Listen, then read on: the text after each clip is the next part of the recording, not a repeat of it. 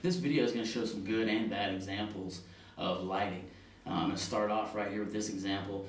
This is a dark room lit up by a heat lamp, and I'm getting a good reflection off this wall to my right to color my face here, but there's still a shadow here. So this is a bad example, poor example of how to light up a dark room for a video. I'm also going to show a few more examples indoors using artificial light and some natural light.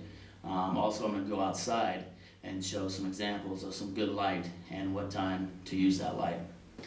You have to be real careful when using a white background and lights not properly used as well. You know, one, the white background is going to be tough to tell where the background ends and the talent begins. And two, if you use lights improperly with the white background, you're going to get shadows, as you can see behind me in this video.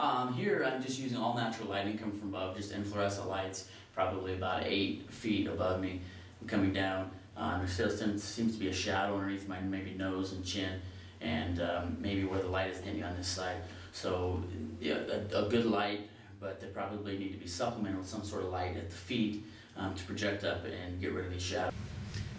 In this example of poor lighting, it's pretty obvious right away that the backlight, whether it's an open door or open window, lets in too much light from the outside, natural light, and not enough light indoors to light up the talent's face. So you can't see any facial expressions or anything.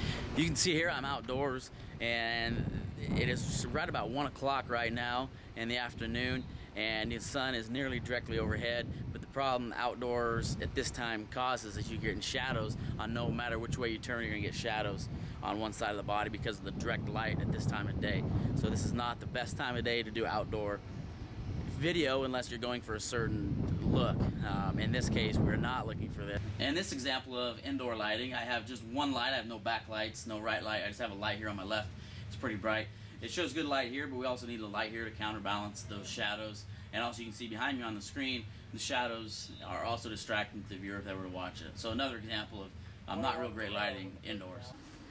As far as natural lighting goes, maybe some of the better times to film using natural light when you're outdoors is on an overcast day. You can see here I'm out on my football practice field, and I had to wait about a week until I could get this overcast day. It's been pretty sunshiny, which is a good thing, but I had to wait a while to get this.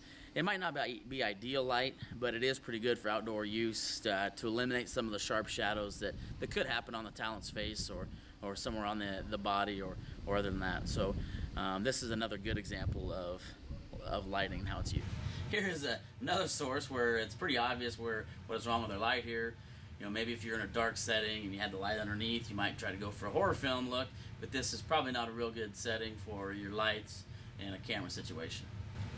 Yet again, we have another example of improper lighting here in my studio. As you can see, we've got a bright light here on the left side of me and nothing on the right side, which creates a shadow about right in the middle of my face, here on the right side of my face, which is not a good thing for a camera. Finally, ideal situation, ideal lighting here for an indoor shot, indoor studio. I've got a makeshift studio here in the upstairs of my library. You can't see it on camera there, but I do have a light over here to my left. I got a light over here to my right, and I got 2 backlights right here shining on the background, this green screen, to eliminate any shadows that might come about. So this is an ideal. I've shown a lot of good examples of poor lighting for video. This is finally probably the best example you could come up with for a video situation.